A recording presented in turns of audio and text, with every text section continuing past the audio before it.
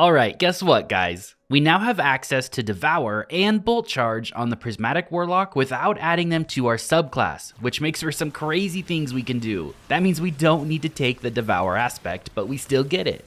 I really wanted to make a nothing manacles build, and one other one actually, but I would be doing a disservice to you all if I didn't show you and have you try this setup. It's too strong not to, and when you can do what I am doing solo in here, I feel obligated to showcase this one first as a build content creator. So over the years as a creator, I think I have brought you guys some pretty good builds. These last 3 days, I have easily tested over 10 to 15 builds per class each day to see what can go toe to toe with enemies in difficult content. These are based on ability changes, new content added to the game, and the new artifact. And I think we accomplished 2 pretty broken builds on the Hunter and Titan. Well, today we have the Praxic Prismatic Warlock to finish out the 3 classes. And yeah, I think it's pretty busted as well because we have access to Devour now without using the aspect. And we get that Bolt Charge generation for free. To be able to run around solo in about -40 power level content and do what I'm doing in here is pretty crazy. If you guys don't think this is busted or broken or whatever word you want to use, then we must be playing different games.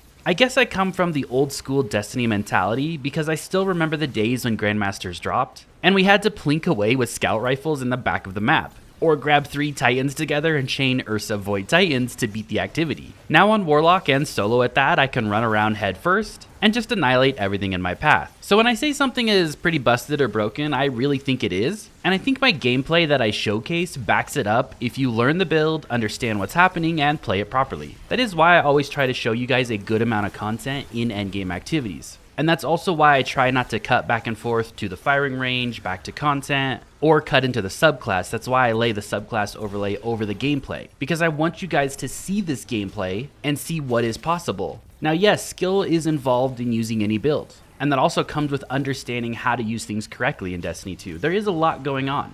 But the more you play a build, the more you understand it, the more you try to learn it yourself, the better and better it will become. So there are 2 artifact mods that create what you're seeing, and I still don't have the last column unlocked, so this build would be even better, especially if you add in that artifact mod where you do the 3 light attacks and the heavy combo. It would create the sword swings all around you for AoE damage, and the more sword kills you get would just chain that infinitely. But the 2 mods I'm talking about here is one at the top and one at the bottom. That's Dielectric up at the top, which is defeating arced debuff targets grants Bolt Charge. Well, pretty much everything is arced debuffed that we're fighting, so now we have an infinite source of Bolt Charge generation. When we rapidly defeat those arced debuff targets, we do spawn an orb power and it heals a small portion of our health. That's just extra on top. And then the mod at the bottom is Power from Pain. Rapid final blows against weakened combatants grant you Devour. So if we have a source that can weaken enemies, then we can get Devour without using the aspect. Well, first off, within our subclass, we do take Nova Bomb the Void Super. Our Transcendence form uses the Grenade Freezing Singularity, and we pair that with Facet of Dominance. Your Void Grenades weaken targets, and your Arc Grenades jolt targets. Well, now we have a source of weaken, and when we're on Prismatic, you can throw out quite a few of those Freezing Singularities. So if we can chain into Prismatic pretty quickly, that's just one source of weaken right there, and when we defeat multiple targets, we grant ourselves Devour. But then we also pair that with the Praxic Blade. And I like the Refraction Core. Reflecting damage from this weapon applies an elemental effect that matches your super. So every time we reflect damage, that's going to weaken targets out in front of us. If we defeat those weakened targets, again, grants us Devour. We'll also add the trait Hyperblade with this. Reflecting shots causes you to become amplified. So now we have just an amplified source all the time just with this weapon. And then I do like defensive form, and blocking attacks grants you more ammo, and it gives you extra guard resistance and guard endurance. So now that's 2 different ways of weakening sources, and as long as we defeat those targets, we're granting ourselves Devour. And then to talk about the Bolt Charge part, well, all we need to do is defeat arc debuff targets, and for our exotic armor of choice, we're going to use Getaway Artist. I know, you guys have heard about this a million times. I think I've done 2 or 3 videos with Getaway Artist,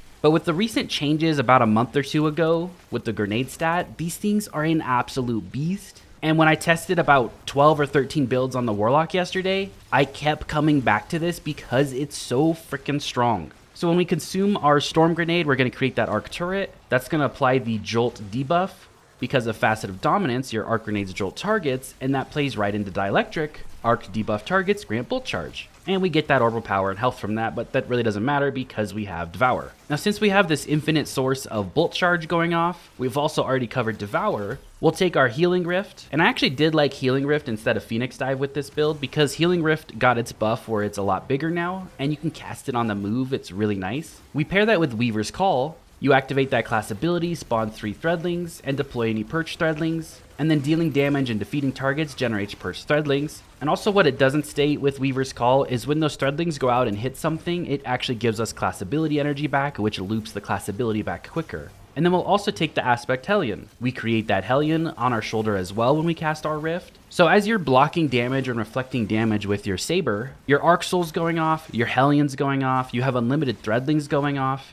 And in harder content with beefier enemies, when you're blocking shots with your lightsaber, with your Praxic Blade, it's actually activating Weaver's Call while dealing damage, right? And defeating targets will generate those Threadlings, and even blocking damage will send the Threadlings out to enemies if they don't die instantly from your blocking damage, which is really cool. So there's a ton going on within that subclass, and that's not even including Transcendence. You would like to hold your Storm Grenade, consume it, create that Arc Soul, right? Let that Arc Soul go off and do damage. But when Transcendence is up, you pop it, throw out that grenade, you get the extra damage resistance while in Transcendence. I think your weapons do like 5% more damage as well. And you're creating that weakened singularity that pulls things in. And it's also shattering with stasis. So it's a nice crowd control effect. Now I do think our stats, the aspects, and the mods play a huge part. So let's talk about stats first. You do want to push that grenade up as high as possible. The reason for this is it just allows Arc Soul and Hellion to hit much harder. I actually only had 143 in the gameplay. The stats I'm showing you on screen right now include font mods. So I do wish I could have pushed that higher, but I didn't have the correct gear to infuse to be able to showcase this in this ultimate activity for you, where I'm something like, 38 power level under. But this is a good showcase to show that even if you don't have the greatest stats, you're still pretty good. So I had 143 grenade, I had 120 super, just to allow my super to hit a little bit harder. You do want to have 100 class ability or close to it to get that class ability looping back quicker. And then of course close to 100 weapons, because that'll just allow your weapon and especially your Praxic Blade to hit 15% harder. We're not worried about ammo, so we don't need to push the weapon stat any higher, which is nice. And I think that's one of the greatest things about the Praxic Blade is as you're just blocking, you're refilling your own ammo, and you pretty much just run around with infinite ammo. Now for the fragments on the build, we'll take Facet of Courage. Your Arc, Solar, and Void abilities deal increased damage to targets afflicted with darkness debuffs. So this includes our Arc Soul and our Hellion. And then your melee ability is Arcane Needle. So before I start an engagement in a room, I'll just throw out one Arcane Needle before pulling out my Praxic Blade. This will apply the Unravel debuff,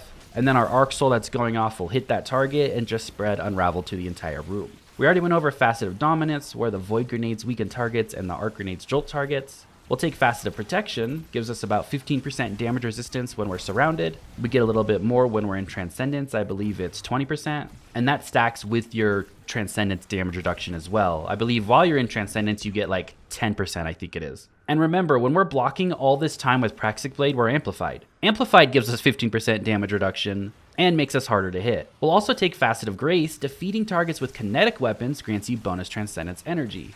And then defeating targets with your super grants you and nearby allies Transcendence energy. It lets you loop back into Transcendence form much quicker, and this would be really good on the Hunter and Titan prismatic subclasses as well. And then lastly, we'll take Facet of Purpose. When we pick up an Orb of Power, we get a Void Overshield. That's about half of your Void Overshield. Void Overshields are still extra great damage reduction, and as you can see, I'm still stacking a ton of damage reduction with the build while still adding in healing from different sources. Your Healing Rift alone will probably keep you alive while you're blocking and doing things, while all your buddies are just going crazy. So let's cover these mods. On the helmet, we'll take Kinetic Siphon. It allows Praxic Blade to create orbs of power for you. We'll take an Ashes to Assets. So when our Arc Soul or Hellion defeats stuff, we get extra super energy, and we'll take a super font there. You could trade this out for something else if you want. On the gauntlets, I do like 2 firepower mods. This allows an orb of power to create every 5 seconds when your Arc Soul or Hellion are defeating things. 3 firepowers could be nice here as well, but I did find a bolstering detonation to be really nice. Grants class ability energy when you cause damage with a grenade. This also includes your Arc Soul or Hellion. This is on a 7-second cooldown, but it gives you 12% class ability every 7 seconds basically. So it just helps you loop your class ability quicker, which means I want that Healing Rift coming back because it's just proccing Weaver's Call and Hellion every time we cast it. And it's pretty big, and then it's nice healing, especially paired with Praxic Blade because you're safe. On the chest piece, that is just your damage reduction, so match whatever activity you're doing. On the boots, I liked 2 kinetic weapon surges, 17% bonus damage when we pick up an Orb of Power to that Praxic Blade, and also a weapons font, just to push me over 100 weapons. Technically, it might be better to drop this and lose that 2 or 3% and add another kinetic weapon surge. On the class item, we'll take time dilation to make those armor charges last longer. We'll take a powerful attraction to pick up those armor charges when we cast our rift, and a class font to get me up to 100 class. I was only at 80 class before I slotted this in. I went over the artifact mods with you already. The other couple I had in there was kinetic synthesis, sustained kinetic weapon damage, and rapid final blows have a chance to generate ammo brick for you, just to help more ammo in that praxic blade. I also had armor smith on, breaking and combatant shield, temporarily grants you damage resistance. So I believe this works with any shield, right? But I also think it works with like a barrier champion shield. So just more damage reduction that you're stacking on top of it. And then once I get that last column unlocked, I would add in the mod I mentioned earlier today. It's in the bottom right. It's the second one from the bottom. It has like a sword icon with whirling slashes around it. I would for sure add that one in because it's going to add AoE to what you're doing, and you're probably going to have this procced all the time. Thank you guys so much for watching. I really appreciate it. I do see all your comments down below, which is why I talked about what I talked about earlier in the video about busted or broken. So even though I'm not responding as often as I used to, I do see them. Whether you're nice or you're mean, I read them all. Thank you so much for watching. I'll see you all in the next video. Have a great rest of your day.